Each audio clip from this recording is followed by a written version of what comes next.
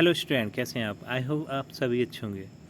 प्यारे बच्चों, आज हम करेंगे कक्षा 8 की एटकेट अभ्यास पुस्तक के हिंदी के पाठ 5 को। इस पाठ का नाम है बच्चों श्री मुक्तानंद जी से मिलिए। बहुत ही मज़ेदार पाठ है बच्चों, आप इसे पढ़ जरूर लीजिएगा और समझ जरूर लीजिएगा। आपको पढ़कर बिल्कुल मज़ा आ जाएगा। तो बच्चों, बिल्कुल भी देर ना करते हुए चलते हैं इस पाठ के प्रश्नोत्तरों की ओर। तो बच्चों, इस पाठ का जो प्रश्न क्रमांक 1 है वो है बहुविकल्पीय प्रश्न।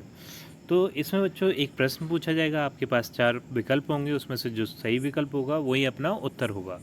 तो जो पहले नंबर का प्रश्न है वो है श्री मुक्तानंद जी से मिलिए, पाठ किस विधा का है? तो ये है बच्चों व्यंग विधा का।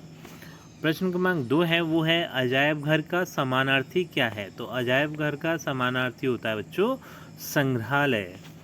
प्रश्न क्रमांक 3 है ये है मुफ्त का चंदन घिस मेरे नंदन, कहावत इस पाठ में किस पर खरी उतरती है? तो ये उतरती है बच्चों मुफ्तानंद जी पर।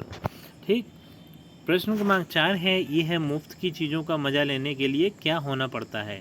तो निसंकोची होना पड़ता है। ठीक है बच्चों, अब इस पाठ के अति लघुत्तरीय प्रश्नों को देख लेते हैं। इस पाठ का जो प्रश्न क्रमांक 5 है वो है मुक्तानंद जी अपने कार्य सिद्धि के लिए किन नीतियों का प्रयोग करते थे?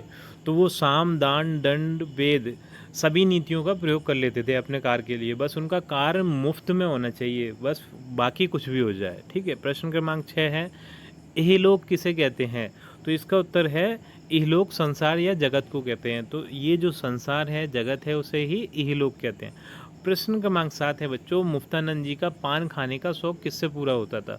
तो इसका उत्तर हम लिखेंगे पान का भी शौक जान पहचान वालों की ही जेब से होता था। मतलब उनके जान पहचान वाले जो मिल जाते थे उनसे ही वो मुफ्त में पान खा लिया करते थे। प्रश्न क्रमांक 8 है वो है मुफ्तानंद जी स्कूल के प्रिंसिपलों और मैनेजर के घरों पर धरना क्यों देते थे? तो इसका उत्तर आप लिखेंगे वे फीस माफ कराने के चक्कर में स्कूलों के प्रिंसिपलों और मैनेजरों के घरों पर धरना देते थे। अब चलते हैं बच्चों, प्रश्न क्रमांक 9 है वो है माले मुफ्त दिले बेरहम, कहावत के 3 उदाहरण दीजिए। तो इसका उत्तर लिखेंगे चाहे बीमारी क्यों ना हो और चाहे बाद में कुछ भी क्यों ना भुगतना पड़े, क्या मजाल की कहीं दावत का झूठा भी निमंत्रण मिल जाए।